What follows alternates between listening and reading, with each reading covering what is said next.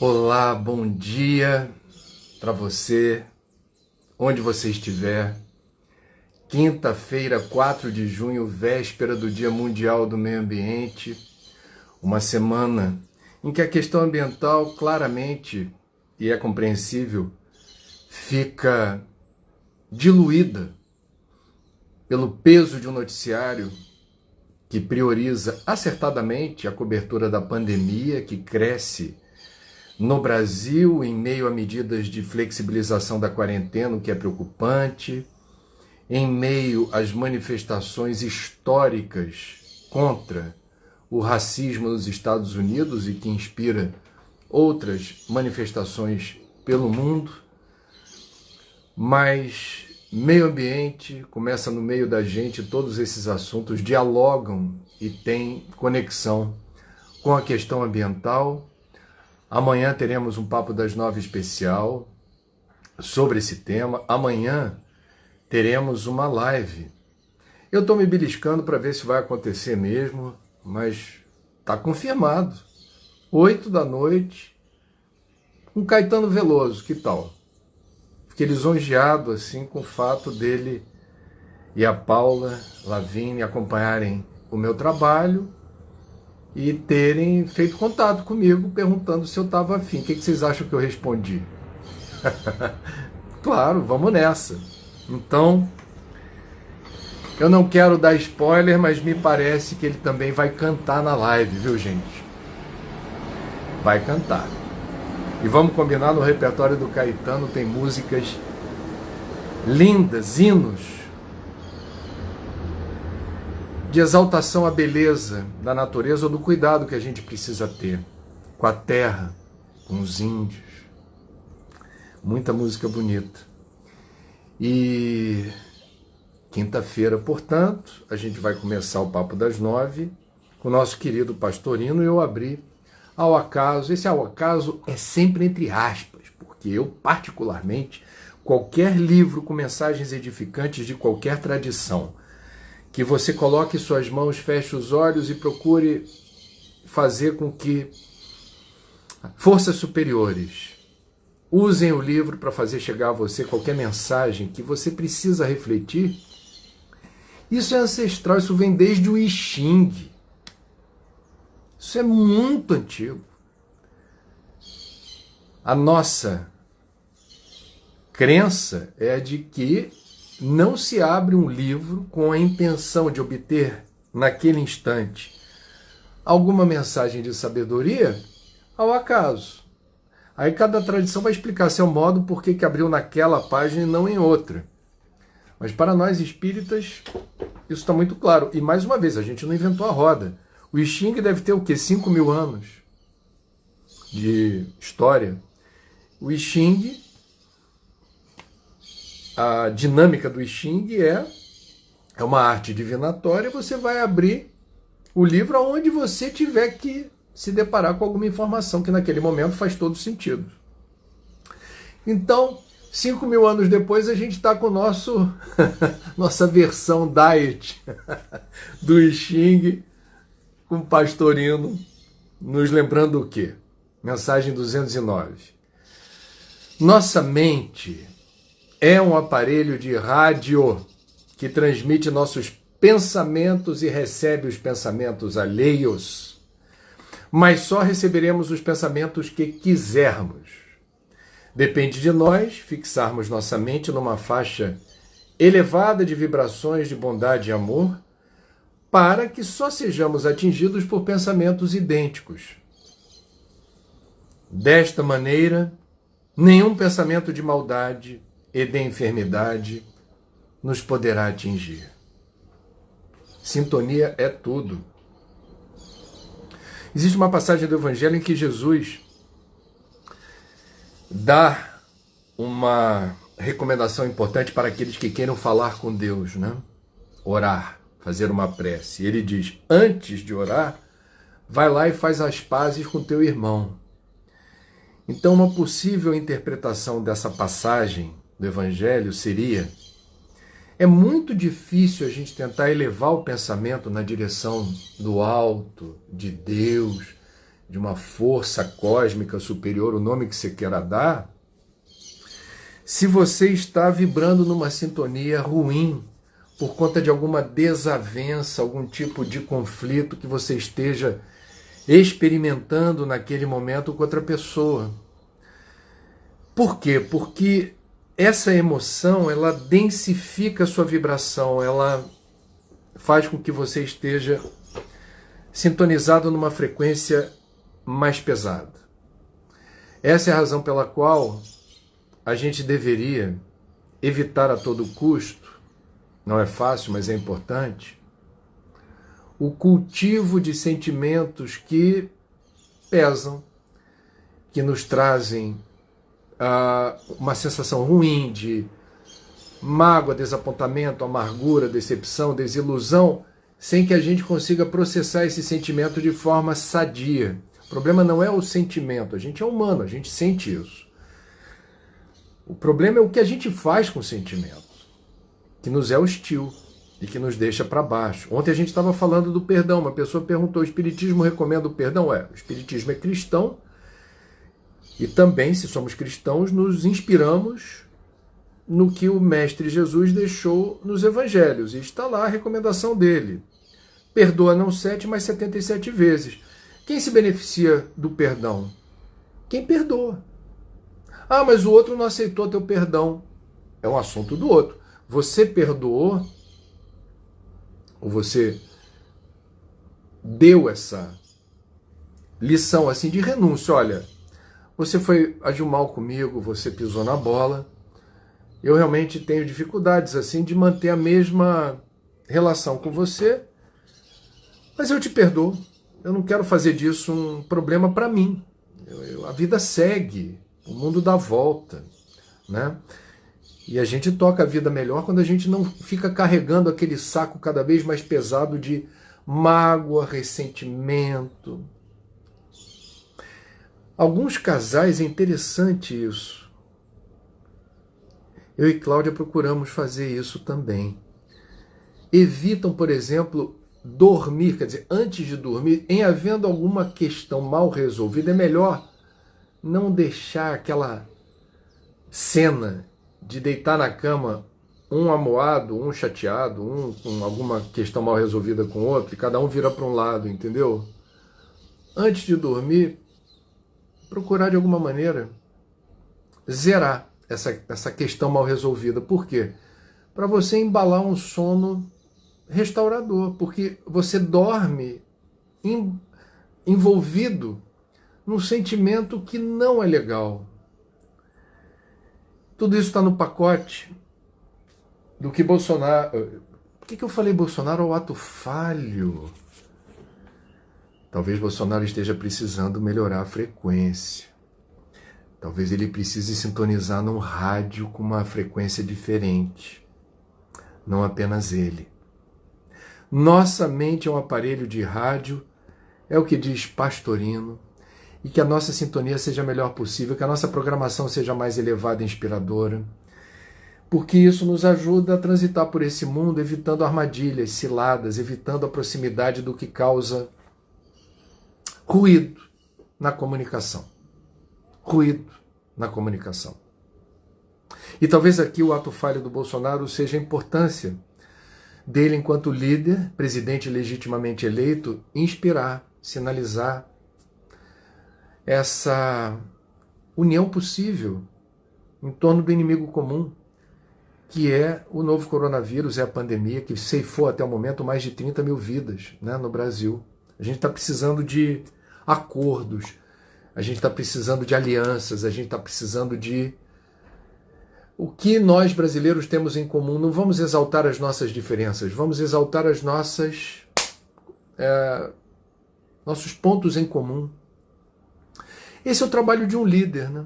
O líder já tem uma projeção natural, pelo cargo que ocupa, enfim. Que ele faça bom uso disso. É muito importante. Bom, o livro... Ontem uma pessoa recomendou, André, você conhece o livro tal? E aí eu fui procurar esse livro aqui. Eu acho que não é o livro que a pessoa ontem me indicou, mas ainda assim, o livro é muito bom. E eu agradeço a ela por ter atirado no que viu e acertado no que não viu. Por quê?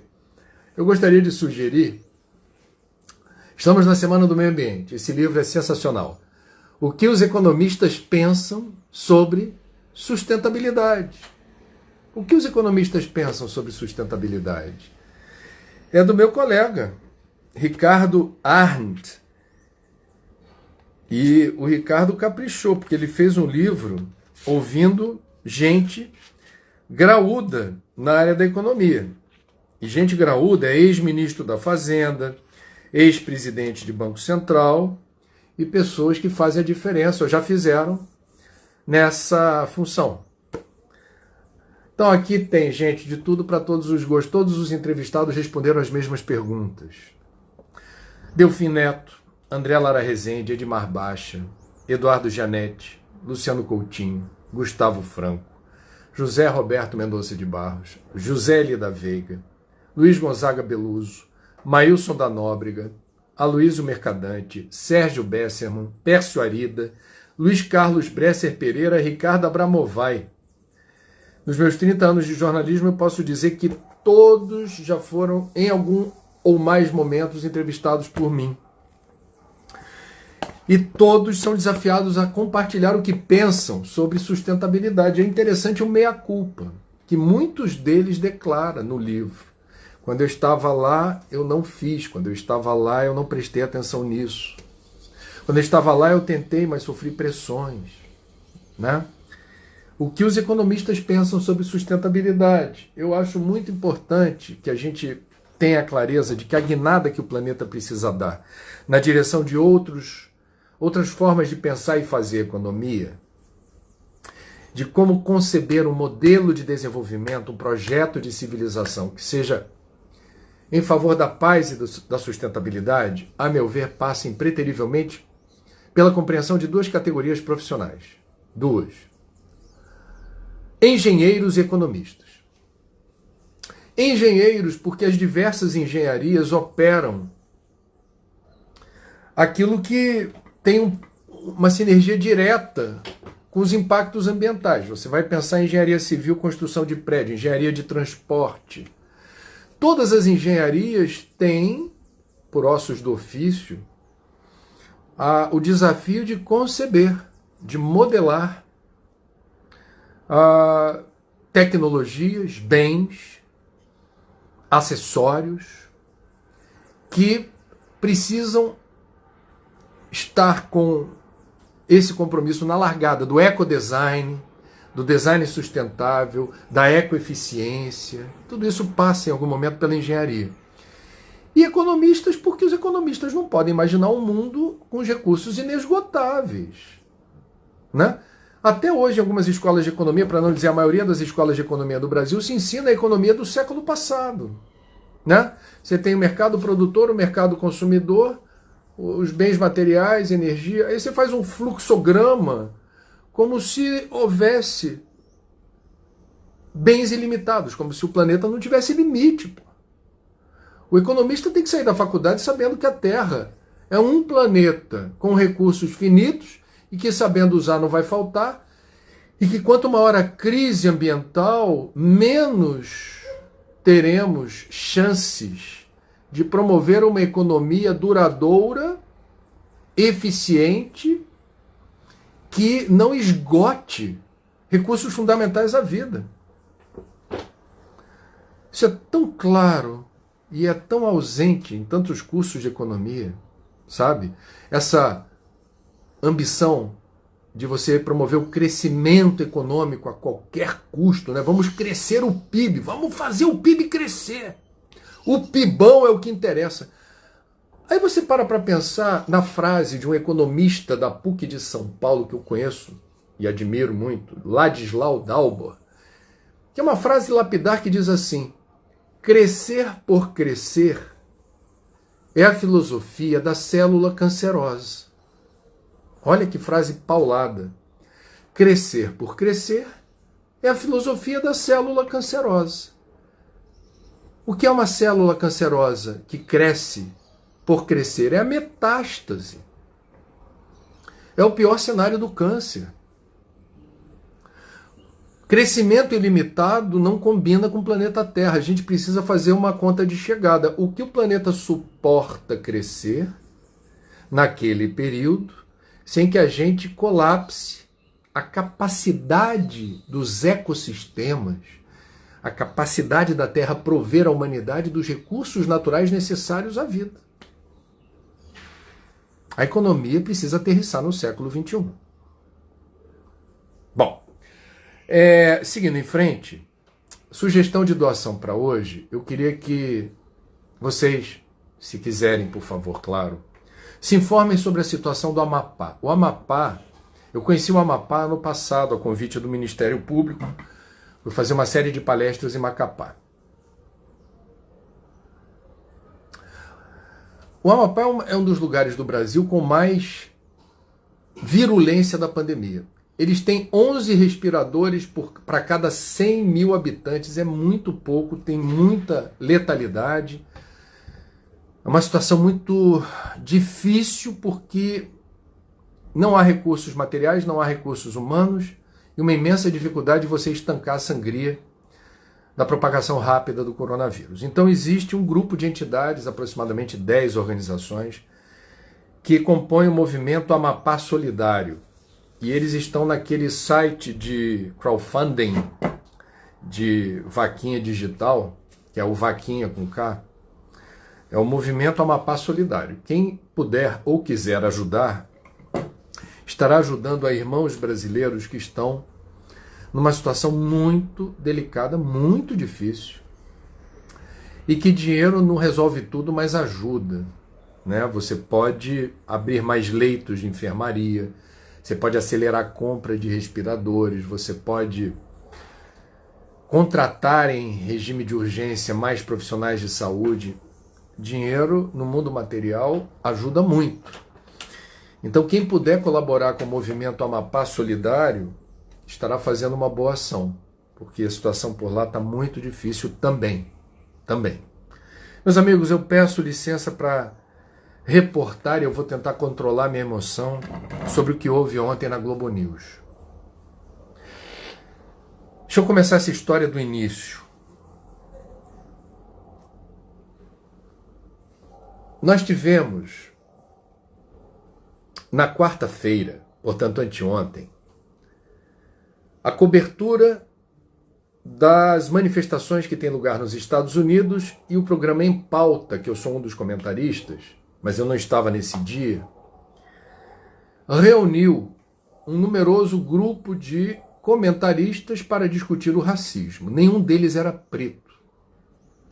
E aí viralizou nas redes sociais um post no Twitter do Irlan Simões, mostrando a foto que ele bateu da tela da televisão com todos os comentaristas e o âncora do programa, naquele momento se debruçando sobre o tema do racismo, sem que ninguém naquele dia fosse preto. A Globo News fez algo que eu considero raríssimo. Acolheu a crítica feita pelo Irlan Simões. E na edição de ontem, deu visibilidade ao post, dizendo que um assinante reparou na foto e mostrou na tela a foto que nós ontem, portanto na terça-feira, discutimos o racismo sem ter um comentarista preto. E aí o Marcelo Cosme, que é o âncora do Em Pauta, imediatamente passou a bola para Brasília, onde Heraldo Pereira, excepcionalmente, ele que é âncora do Jornal das 10, ontem apresentou uma edição especial e histórica do Em Pauta, onde 5 jornalistas da Globo e da Globo News, todas pretas, durante 2 horas, compartilharam, mas assim foi tão emocionante e tão bonito, em primeira pessoa, elas deram testemunhos, e o Heraldo também, por vezes com a voz embargada, por vezes com os olhos marejados, como cada uma delas e ele lidaram com diferentes circunstâncias envolvendo racismo no Brasil. Eu estou falando da Maju Coutinho, âncora do Jornal Hoje, da Aline Midley, âncora do Edição das 10 da manhã da Globo News. Eu estou falando da Zileide Silva, que foi correspondente internacional, repórter especial em Brasília, que é âncora plantonista aos sábados do Jornal Hoje, da Rede Globo. Eu estou falando da Flávia Oliveira, colega da Globo News, articulista do Jornal Globo e comentarista da Rádio CBN. E eu estou falando da Lilian Ribeiro, que veio da CBN, era âncora na CBN, para ser repórter na Globo News. Todas mulheres, todas pretas, todas lindas e todas dando, em primeira pessoa, depoimentos comoventes de como elas lidaram, enfrentaram, testemunharam situações vexatórias, abomináveis, que envolvem racismo. Todas tinham alguma história para contar. E o Heraldo Pereira teve o cuidado de dizer: a situação do racismo é ainda mais cruel com mulheres negras. O Heraldo ainda fez essa pontuação. Para mim foi difícil chegar onde eu cheguei, mas eu imagino para vocês como foi. O programa foi, olha, eu fico até emocionado porque são pessoas que eu conheço e elas fizeram ontem uma edição histórica, porque uma coisa é você debater o racismo academicamente, historicamente, cientificamente, sociologicamente, antropologicamente, espiritualmente. Outra coisa é aquilo, perdoem o clichê, mas é você discutir o racismo com lugar de fala. É você ter a experiência do racismo. E isso, naturalmente, contagia a sua visão do problema, porque você não está falando daquilo em tese, você não está falando aquilo teoricamente. Aquilo faz parte da sua vida. A Aline Midley contou uma história de arrepiar, uma das muitas histórias de ontem de arrepiar. O ex-namorado, ela falou assim: eu sempre me vi como a única pessoa da escola, da minha sala, de cor, era uma escola particular, a única pessoa na minha faculdade de cor. Ela falou que o primeiro emprego dela em televisão ela recusou porque quem queria contratar olhou para o cabelo dela e achou que deveria dar um jeitinho no cabelo. Ela falou: eu realmente não vou conseguir trabalhar aqui. Desculpa, não vai acontecer. E ela contou que com um ex-namorado num clube em uma cidade litorânea de São Paulo, estado de São Paulo. Ela estava num clube onde só tinha branco. E tinha piscina, estava todo mundo em volta da piscina. Ela estava com o namorado e a família do namorado, que eram brancos. E ela levou o sobrinho do namorado para a piscina e foi interrompida por um segurança que, segundo a Aline, não abriu a boca, ia falar que ela não poderia passar, porque babá não poderia passar. Mas o namorado se interpôs rapidamente e questionou o segurança. Falou: o que é isso? O que é isso? É um tapa. É um tapa. Então nós temos situações... Foi bonito assim, a Zileide, a Lilian e a Aline falaram como os pais priorizaram a educação. Pai e mãe de filhos ou filhas pretos educa de uma maneira diferente porque sabe, porque sentiu o racismo. Então, por exemplo, é comum, não é só no Brasil comum, o investimento assim que se torna prioridade 1 em educação, porque a educação é o trampolim, é o salto na direção da dignidade que você precisa conquistar, ó, ralando, porque a cor de pele num país que discrimina, como nós discriminamos. Nós, quando eu falo, é que o racismo está no ar. Não sou eu ou você. O racismo está aí. A pessoa estranha num restaurante que só tem branco quando entra um casal de negros. A pessoa estranha quando procura um dentista e vê que o dentista, ou o médico, ou o engenheiro, ou o arquiteto é negro. Quando entra no avião e vê que o piloto é negro. Porque não é a regra. E por vezes não disfarça a surpresa e pior, não disfarça eventualmente o desconforto.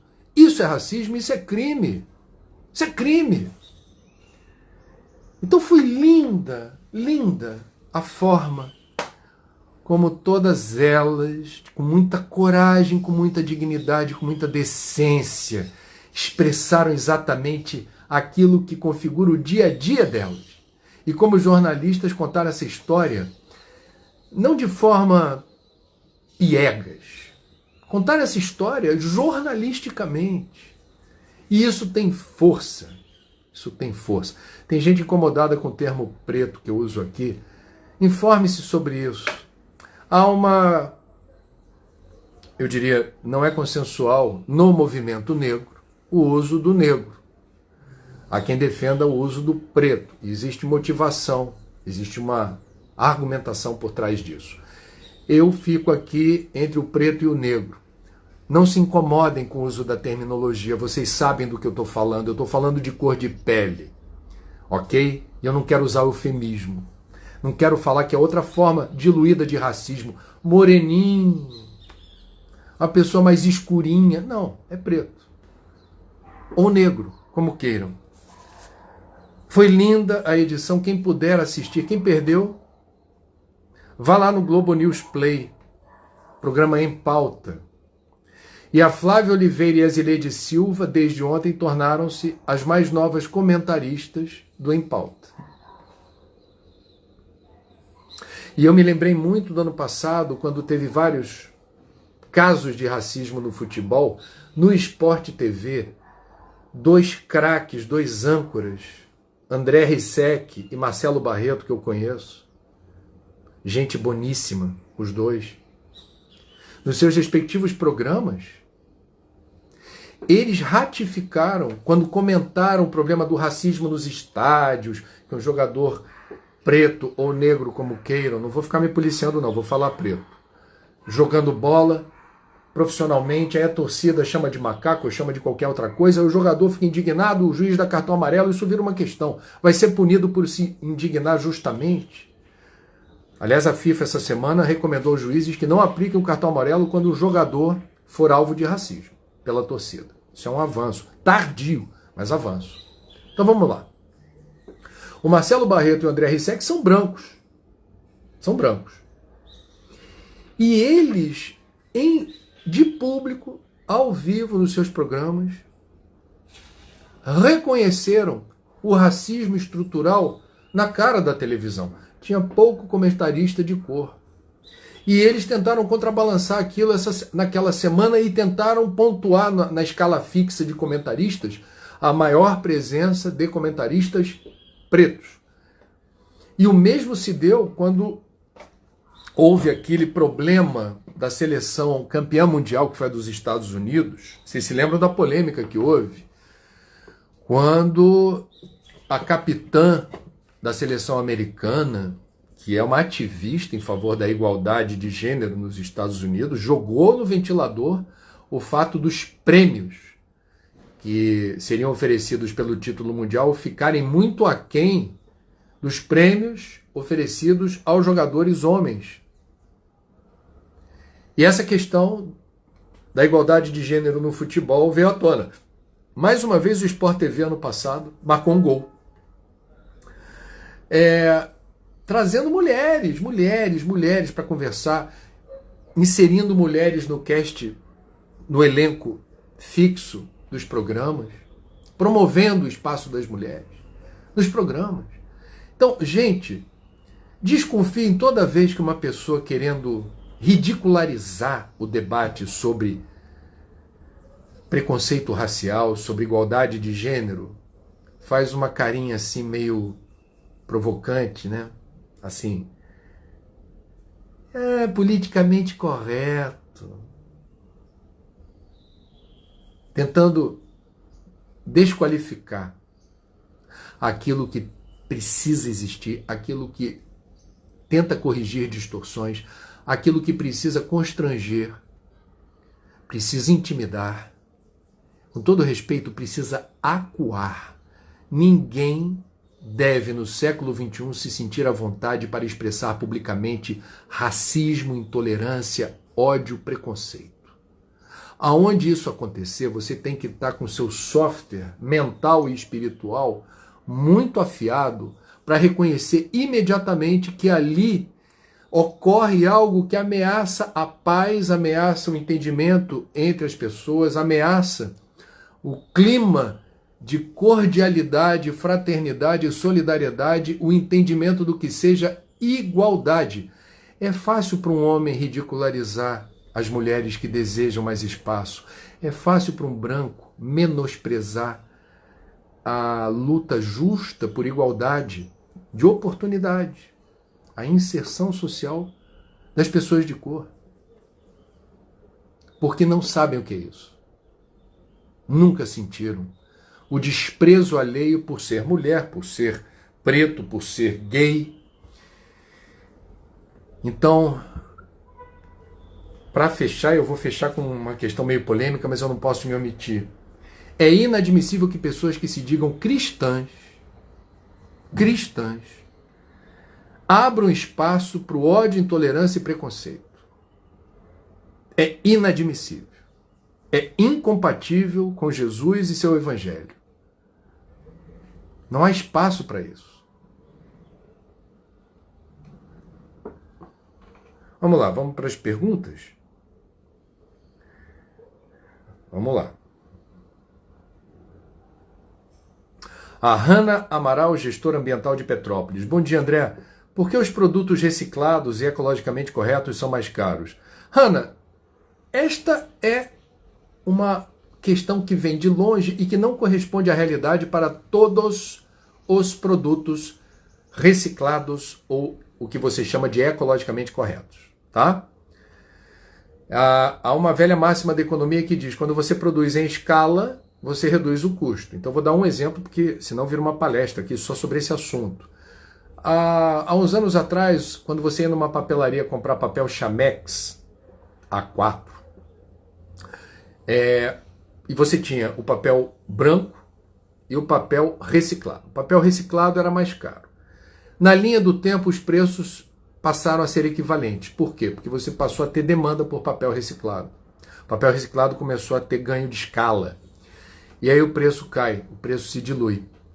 Algumas empresas, em diferentes setores da economia, já entenderam que a margem de lucro para promover um produto que você chama de ecologicamente correto, você precisa, para inseri-lo no mercado, reduzir custo.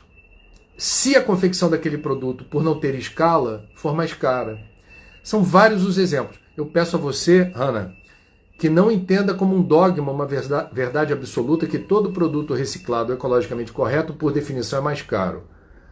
Não vale para todos os produtos, tá? A Isana faz alusão ao que a gente comentou ontem sobre o esquecimento de vidas passadas, para quem é reencarnacionista. E ela diz assim: André, eu estava pensando muito nessas últimas semanas. Será que se a gente viesse ao mundo com a memória do que já fomos, vivemos e fizemos, seríamos mais humildes, mais tolerantes? Bom, o que penso eu? Nas nossas imperfeições, nós não temos, no nosso nível evolutivo, isso é uma visão espírita da questão. O planejamento da reencarnação ocorre à revelia da nossa vontade. A gente pode, no máximo, saber o que alguém deliberou antes de reencarnar. E o sentido da reencarnação é a gente desenvolver durante mais uma jornada na Terra, aprender mais algumas questões importantes para o nosso aprimoramento ético, moral, intelecto, moral. E é melhor não saber como se dá o reencontro com certos personagens que já foram importantes no passado, porque em parte dos casos trata-se de um resgate, de uma pessoa que você não teve uma boa relação e que ao reencontrar você está tendo a chance de retomar uma história de pacificação, né? De tentar convergir na medida do possível, desarmar os espíritos.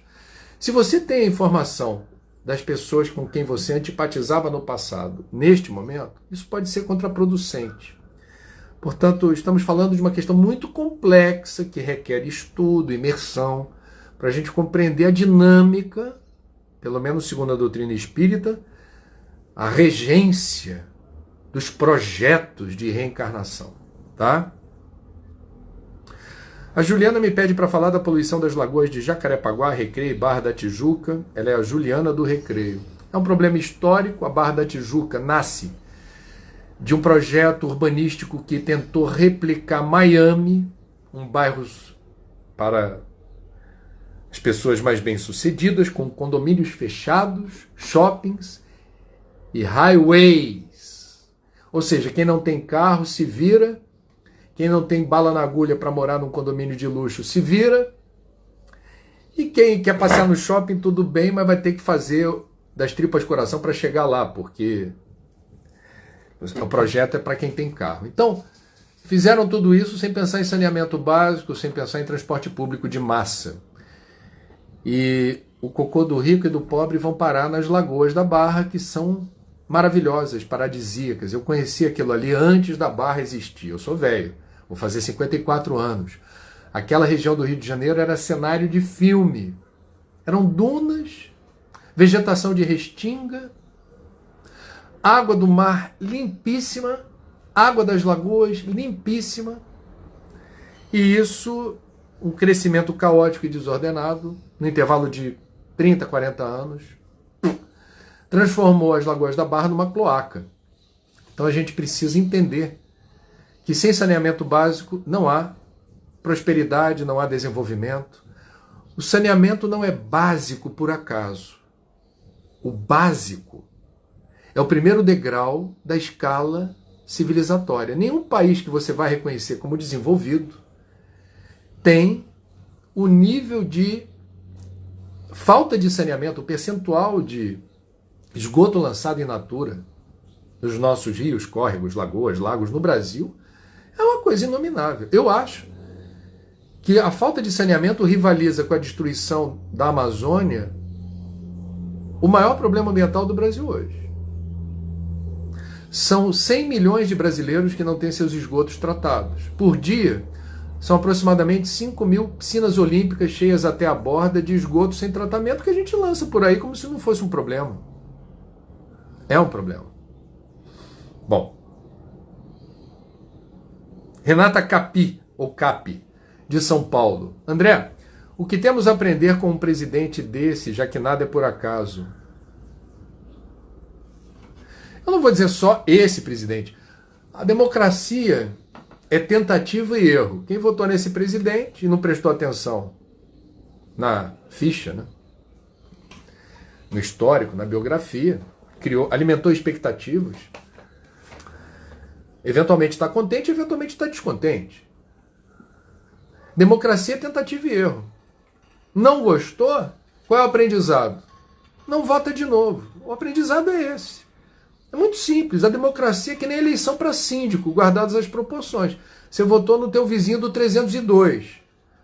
O mandato é de 2 anos. Aí ele se revela alguém que não corresponde às suas expectativas. Qual é o aprendizado? Eu preciso aprender a votar em síndico.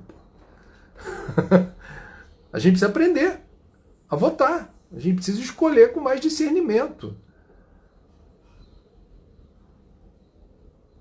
Uma vez eu peguei um táxi em 2018, aqui perto da minha casa tem um ponto de táxi.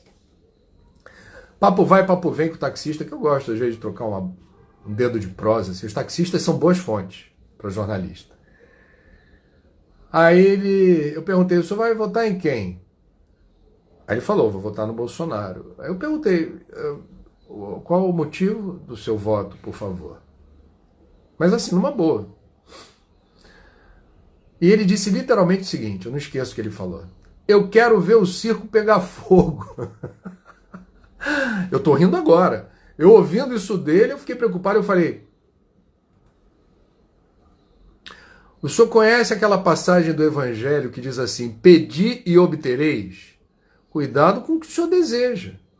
Porque um incêndio todo mundo sabe como começa, mas não sabe como termina. Bom. Ellen Espíndola me pede para falar do Em Pauta com a Bancada Negra. Já falei, Ellen. Falei, viu? Tá gravado. Se você perdeu, depois você vai lá no feed do Instagram que eu falei bastante. Muito emocionante, muito bonito. E uma coisa que a Maju Coutinho falou ontem que eu achei sensacional no encerramento do programa Em Pauta. Para quem está ligando agora, o programa Em Pauta ontem, durante 2 horas, teve 6 jornalistas pretos ou negros, como queiram. E Heraldo Pereira entrevistando 5 colegas mulheres. E a Maju Coutinho, no final, ela falou assim, eu espero que nós não sejamos lembrados ou lembradas para comentar apenas racismo, porque todas nós aqui queremos e podemos falar sobre todos os assuntos.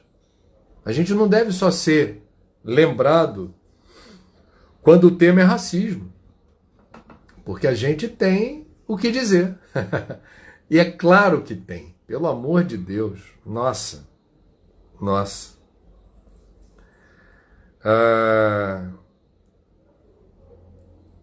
Raquel Oliveira, André, como podemos agir com vizinhos barulhentos e sem noção desta pandemia? Me ajuda, por favor. Raquel, vamos lá. Primeiro, não faça como aquela médica que virou notícia no Brasil todo, intensivista, que estava vários dias de plantão sem dormir, chegou em casa com um filho pequeno, na hora de dormir não conseguiu, porque tinha em frente da casa dela, numa casa, uma festa de arromba, com barulho alto, do lado de uma unidade do Corpo de Bombeiros, e havia bombeiros dentro da festa. Bom, isso no Rio de Janeiro, no bairro do Grajaú, na rua da residência do governador Wilson Witzel, que mora no Palácio Laranjeiras, mas a casa dele está lá. O que fez essa moça? Eu não vou julgá-la, eu só vou reportar o que ela fez. Provavelmente, e ela reconheceu, muito atormentada com barulho e tantas horas insônia e com todo o estresse de ser profissional de saúde. Ela foi lá. Tentou falar, o pessoal não deu bola, interfonou, não deu bola, tocou campanha, não deu bola, ela quebrou o retrovisor e o para-brisa do carro que estava em frente à casa, que era uma das pessoas da festa. O pessoal então viu que estava acontecendo alguma coisa esquisita, saiu e espancou essa mulher que saiu com escoriações, uma perna quebrada, enfim. Por sorte, ela não teve algo mais sério. Não é para a gente agir assim, porque a gente pode se dar mal. Eu já falei aqui várias vezes que a gente tem que ter diplomacia, a gente tem que tentar convencer na conversa franca, aberta, por favor. É um pedido meu, vamos negociar que você escute a sua música sem incomodar os vizinhos. Tem um caminho do meio aí, você pode me ajudar? Né? É uma tentativa. O ideal é que funcione assim. Se não funcionar, você vai ter que recorrer a terceiros. Quem seriam? A polícia está muito assim. A polícia resolve, ou é chamada para resolver todos os problemas, aí você vai. É uma roleta russa. Você vai ter que contar com a sorte daquele policial, aquele dia, falar a coisa certa para o teu vizinho. Né? Que pode ficar chateado de ter a polícia ali. Se for um prédio, o síndico tem que entrar no circuito. E talvez uma aliança com outros moradores. Você pode também tentar, se for um prédio, outros vizinhos, se for numa rua, também outros vizinhos, você tentar construir uma rede de solidariedade que se una com muita gentileza, com muita educação, tentando convencer os vizinhos barulhentos a não serem tão egoístas, porque vamos combinar. Uma música muito alta incomoda. Uma música muito alta na hora errada incomoda demais. Uma música muito alta rotineiramente causa ou pode causar problemas no sistema nervoso. Eu não estou exagerando, tá? Quer dizer, a exposição indevida ao ruído, isso é ciência. Você tem quem faça estudos mostrando, por exemplo, por que quando você constrói um aeroporto, o ideal é que esse aeroporto não esteja numa área residencial e que a rota dos aviões, isso vale para helicóptero também, na hora de decolar e pousar, a rota, o traçado para decolagem e pouso, deve levar em conta áreas habitadas, o mais alto possível, no caso do helicóptero. Eu, quando faço reportagem que preciso de helicóptero, eu vi de uns anos para cá, aconteceu a mudança do protocolo de decolagem no heliponto da Lagoa Rodrigo de Freitas, onde a gente pega o Globocop. Ele antigamente ia devagarzinho para frente, depois voava. Agora ele faz uma coisa bem vertical, assim, né? Como se fosse um elevador.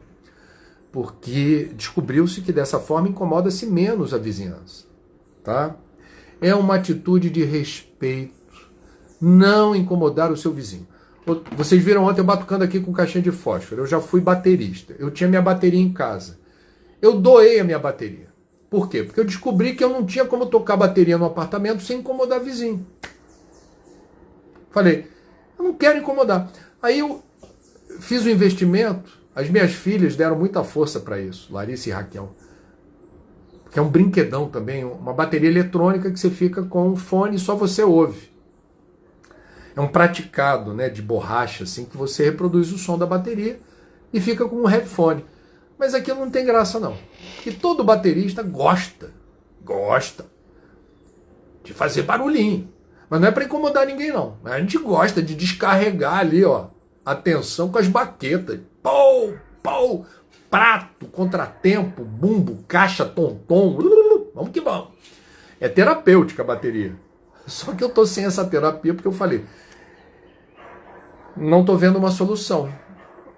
Só se eu construir um estúdiozinho aqui em casa eu não vou fazer esse investimento, não tô afim. Bom. Olha que pergunta legal do Fernando de Porto Alegre, cara. Bom dia, André. Tenho visto muita gente que está contra o governo com o mesmo nível de ódio que deveríamos estar combatendo.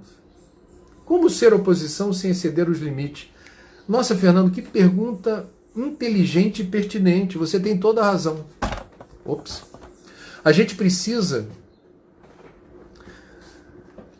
E aqui já vai um toque muito respeitoso para manifestações que estão agendadas para domingo. Antifascistas, as manifestações. Quem apela para a violência perde a razão. Democracia significa eu tenho o direito de me expressar sem atropelar o direito do outro se manifestar. Quem briga na rua por política não entendeu o que é a política. A política, bem entendida, é a arte do diálogo e da convergência possíveis. Não é todo mundo pensar igual, mas é você dizer assim, estamos preocupados com o Brasil? Estamos. Entendemos que devemos fazer a diferença na área da educação? Entendemos. Então vamos sentar e conversar? Em bom português, política é a arte de sentar e conversar. Se você quiser explicar para o seu filho pequeno o que é política, diga para ele, filho, é o que a gente está fazendo aqui, a gente está conversando.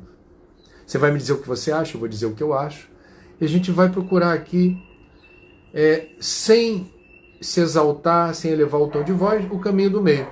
Em não havendo acordo, a votação. Bota. Né? No caso do pai com filho é complicado porque o pai ele é o responsável legal pelo filho menor de idade, né? Portanto, a democracia dentro de casa em família, ela precisa considerar certos limites por questões legais e educacionais. O pai e a mãe são legalmente responsáveis, os filhos estão aprendendo o que é a vida, etc. Mas, por exemplo, a democracia dentro de casa pode ser colocada assim.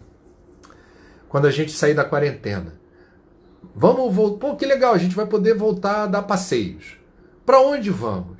Né? Pô, você pode submeter isso à votação. E as crianças participam. E, eventualmente, se os pais forem generosos, as crianças escolhem. Né? Então, a pergunta é boa porque, de fato, eu concordo com você.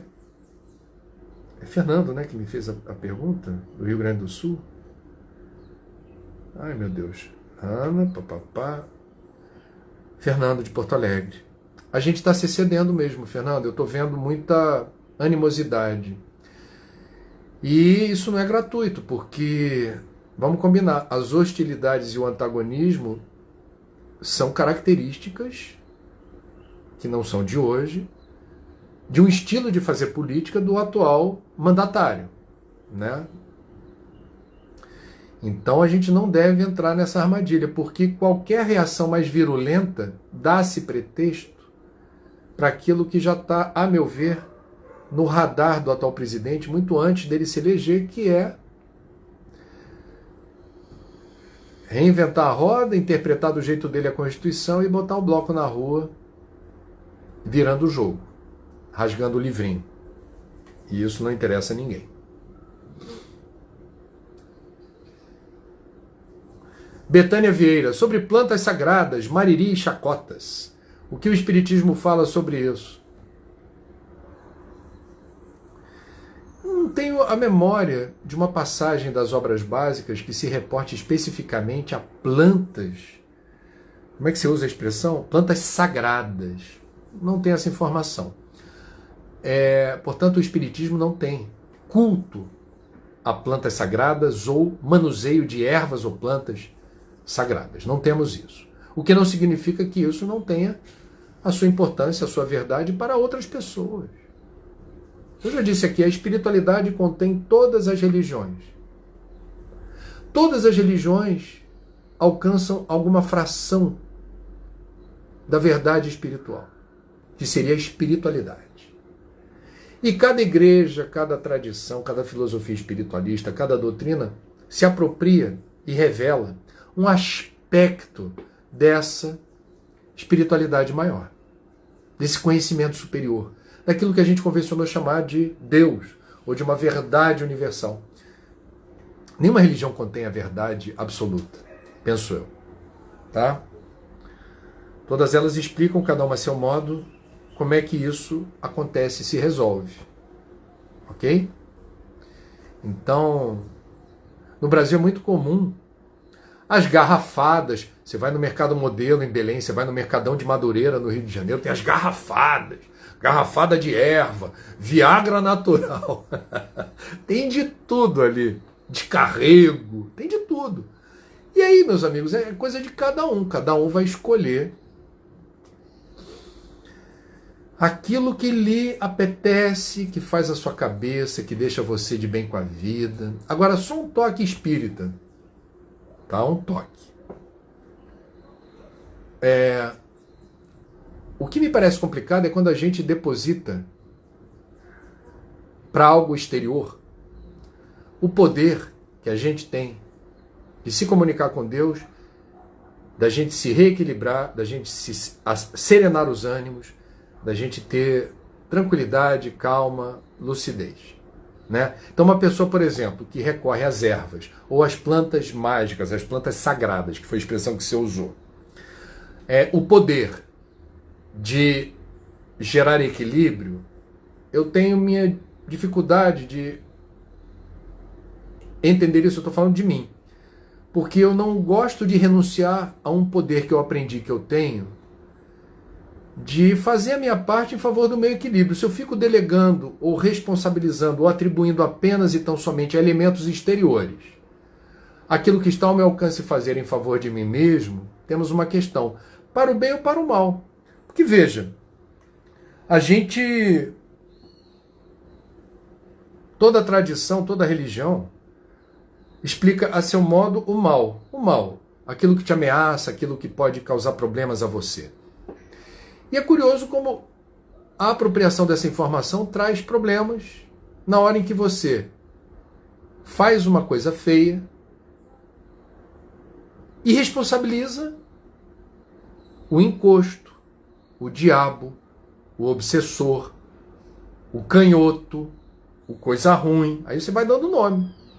Não fui eu, não. É que alguém se apossou de mim, uma força maligna chegou e fez. Aí você se exime de qualquer responsabilidade, né? Diz assim, não fui eu. Da mesma forma, quando você usa uma planta sagrada, a planta pode até eventualmente ter alguma propriedade, mas eu te garanto que se a pessoa não estiver aberta para isso, a planta não vai fazer efeito nenhum. É que nem um passe magnético numa casa espírita, onde for. Isso é científico. A pessoa que entra e não participa daquele momento que ela está recebendo o passe, está recebendo esse fluido medicamentoso, se ela está ali com pensamento distante, ou está com pensamento refratário, e besteira isso daí, o passe não faz efeito não. Mas não faz mesmo. Então a gente precisa ter esse cuidado, é uma opinião, de não ficar prisioneiro de elementos externos, refém. Sem essa planta eu não vou conseguir o meu objetivo. Sem esse passe magnético eu não vou conseguir o meu objetivo. Querer é poder. Querer é poder. Né? A gente consegue quando a gente quer, quando a gente se empenha, quando a gente se fortalece naquilo que está dentro de nós e não está fora. Né? Vós sois deuses, nós temos uma partícula Deus dentro de nós, nós temos um poder que a gente desconhece. Tem algo dentro de nós que a gente precisa aprender a reconhecer, respeitar, acionar, exercitar, fomentar. Quando a gente escreveu o livro A Força do Um, é por aí. É a força do Um. É o Um que empresta sentido a quem você é o Um que é a parte de Deus dentro de você, é o Um que só consegue, digamos,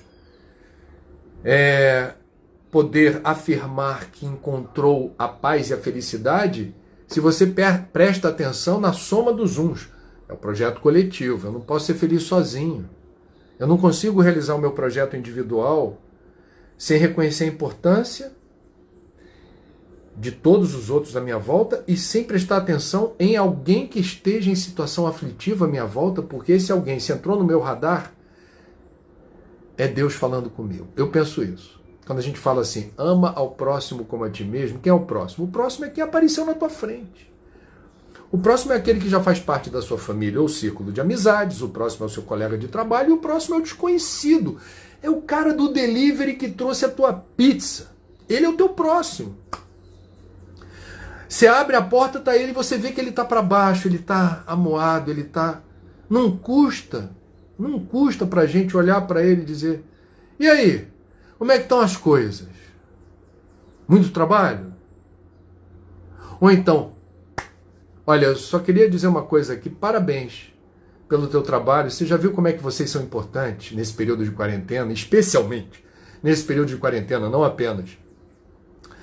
Eu te agradeço trazer aqui para minha casa o que eu pedi, porque você me ajudou a me proteger. Deus lhe abençoe, Deus lhe proteja. É por aí, gente.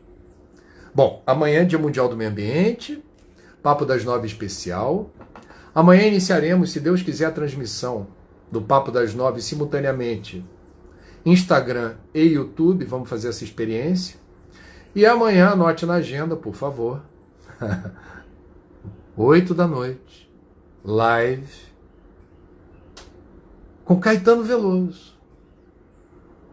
Um amor assim delicado.